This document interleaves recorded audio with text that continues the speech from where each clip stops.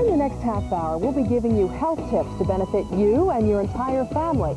Tips you can start using right away. And after taking our healthy IQ quiz, you may be surprised to find out what you do and don't know about coping with stress, the need to exercise, and something we all do too often, eating on the run. Like Channel 3's Dan Kain, who learned that when you're short on time but long on hunger, making the right choices can drastically improve the way you feel. And done. That's a long morning, especially with no breakfast, but that means I can have a nice, long, leisurely sit-down lunch in about, 3 seconds. I am out of here. Lunchtime. Dan. What? News meeting, 30 minutes, you gotta be there. No! Only 30 minutes. This is going to have to be fast. You know, eating on the run for a lot of hardworking people means one thing: street food. And what are we grabbing today? We have a cheesesteak today, a Philly cheesesteak. With onions? I think with everything. Pizza. From the pizza truck. So what are we having today? Looks yummy. Hot dogs. 2 of them? 2 of them. Yeah? And that's my lunch. I usually have Chinese. Chicken and broccoli. Having a fruit salad. Very good. Light and good for you. When you don't have time for a sit-down lunch, what do you usually eat? Probably just skip it. Teriyaki or beef and vegetables. Something real fine. Usually I end up having lunch at my desk, unfortunately. When you don't have time for a sit-down lunch, what do you usually eat? Salad or fruit or hot dogs or hamburgers. Anything with grease. What are we doing to ourselves this afternoon? Sausage and peppers. Okay, so for those days when you barely have time to eat, how do you make smart choices about what you do eat? Well, here's the street food, and we have registered dietitian Sue Gibo here to help us out. Fine-looking fare, wouldn't you say? Well, some of it is. I get your point. Should we start with pizza? Let's do that. Now, the pepperoni has about twice the fat of the vegetable pizza, so the vegetable pizza would be a better choice. This is about 700 calories for the pepperoni. Wow. And this is about 550 for Put this away. So much for pepperoni. Chicken and broccoli. This is not a bad choice. The fried rice Delicious. is a concern. If white rice or brown rice are an option that's not fried, better choice. Go for that? Better choice. I have a feeling. Now, some people would go out, eat some fruit, and feel like $1 million. You have your fruit salad here, and this is just kind of a fruit shake. It's all fruit, nothing but fruit.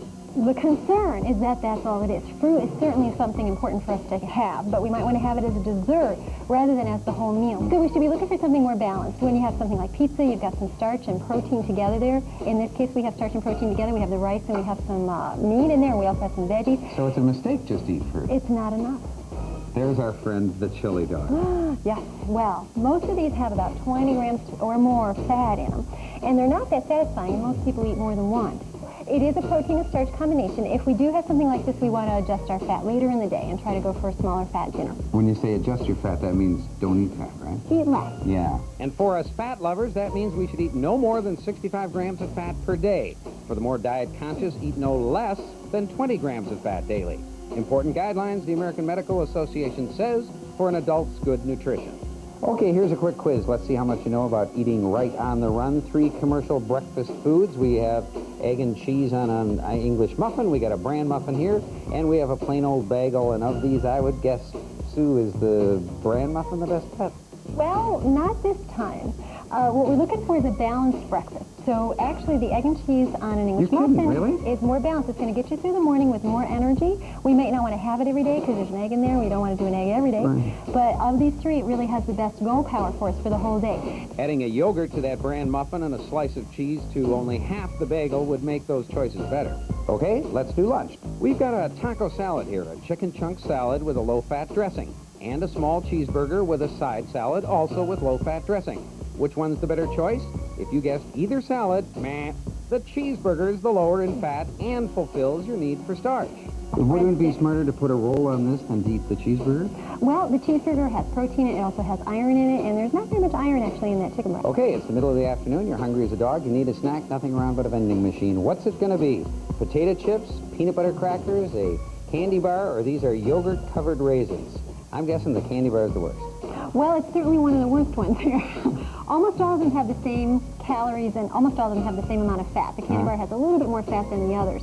But if we're going for something to really get us through the afternoon and not just give us a shot of sugar or a shot of fat, It's really the peanut butter crackers. They're good for you? Well, they're not bad for you compared to these other items here. This is high in saturated fat. Almost every gram of fat in those yogurt-covered raisins is saturated fat. Now, for those really crazy days when you don't get a chance to eat at all, some people will keep granola bars or those rice cakes in their drawer. That's not enough. What you want to do is you want to have something like cereal or graham crackers, dried fruit, that's good. Fruit cocktail is wonderful, and then there's always our good old friend, Mr. Peanut Butter. And your kids need to eat smart, too. Good nutrition is crucial for their physical and mental energy. Like this protein-packed pita sandwich, stuffed with tuna, pre-cut veggies, and cheese. Team it with a fruit or fruit juice, a yogurt for calcium, and your child's just packed a perfect lunch.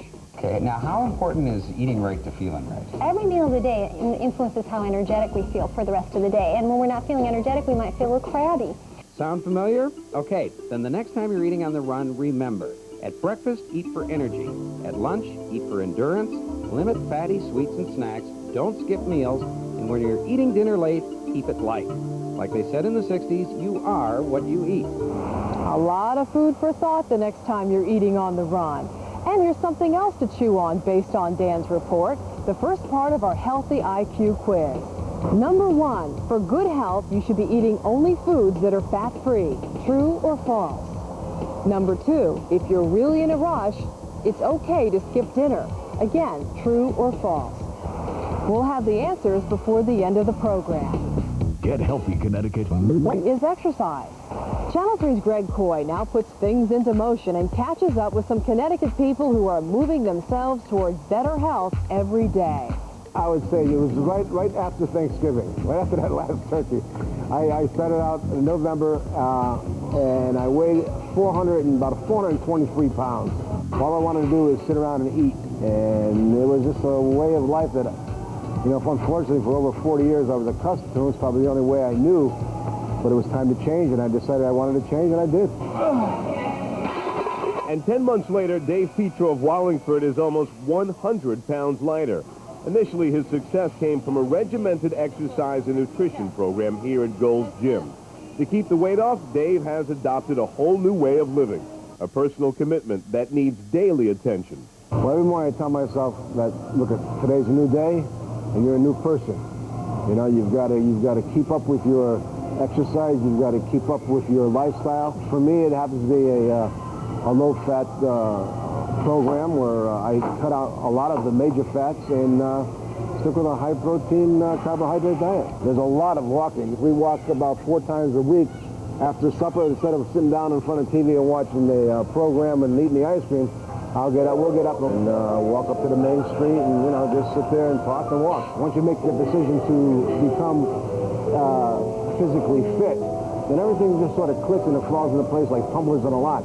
And it just feels great. Exercise has a number of benefits. Aside from helping control weight, which in and of itself controls some of the other risk factors for heart disease, exercise tends to lower blood pressure. Exercise helps to control blood sugar. It's related to beneficial changes in cholesterol. And all of these probably feed into the reduction in heart disease and death from heart disease. For Dave, working out at a gym suits him just fine. For many others, they choose to swim, run, play sports, or bike for exercise, like the Londons of Avon. For their family, biking provides great health benefits, plus an even bigger reward, quality time with each other. For us, biking is one of the few activities that the kids will continue to do with us. And if you're looking for a different way to get yourself in gear, how about gardening? All that digging and bending are great ways to strengthen muscles and loosen joints. Garden for more than 30 minutes and you'll use the same amount of energy as riding a stationary bike. And yard work such as raking can give arm and leg muscles a real workout too. And if step aerobics isn't for you, try stepping out once in a while. Go dancing. It's a great way to work up a sweat. And remember, whatever the activity, make it count. Doctors say to reap the full benefits of exercise, be active 20 to 30 minutes a day, 3 to 5 days a week. So daily, take the stairs instead of the elevator. And whenever possible, drive less and walk, and walk some more. Experts say walking for as little as 90 minutes each week at your own pace can improve your posture, lower an elevated blood pressure, and improve your sleep. And there are great places to walk all over Connecticut, like here along the reservoir in West Hartford. Although I like aerobics, to me there's nothing like walking. We've solved a lot of problems taking these walks, believe it or not. So put on those walking shoes and walk, Connecticut. Try the Tower Trail at Hamden's Sleeping Giant State Park. It's just 1.5 miles, but hilly, and that'll get your heart pumping. In West Haven, there's a water view with every step of the 3-mile walk and bike path along Savin Rock. Or go east and walk along the shore at Bluff Point in Groton. Try Penwood State Park in Simsbury, Torrington's Burr Pond, or historic Gillette Castle State Park. And add mall walking to your list. 2 laps equals 1 mile at most Connecticut malls, and you'll find people of all ages going through their paces. Most mornings, like here at Buckland Hills in Manchester. We go 5 days a week, not counting shopping in between. I feel good. Our birthdays just came up. She's 40-something. I'm younger than her, so it makes us look good. It makes us feel good. So it's never too late to become physically active. Just ask Bernie Gilman of West Hartford. He's 82 years old. 3 times a week, you'll find him exercising here at the Hartford YMCA. He's been a regular member of this gym class for more than 40 years. Here I am exercising, and I parked my car way up on the Asylum Hill to walk down here, and then I've got some errands to do downtown, so I'll walk about 1 mile after the exercise. People who exercise tend to feel better, tend to have fewer other health problems, so even if it doesn't make them live 10 years longer, they're going to enjoy the years they have. Go get 'em, Bernie. And did you know that being active is one of the best ways to reduce stress? We'll look at a few good stress fighters in just a moment, but first, here's a quick mental workout about exercise. True or false, to get the full benefits of exercise, you really have to run or jog. Which is the best way to lose weight and not gain it back? A, using popular liquid diets. B, regular exercise with a high-calorie diet. C, regular exercise with a lower-calorie diet. D, a starvation diet.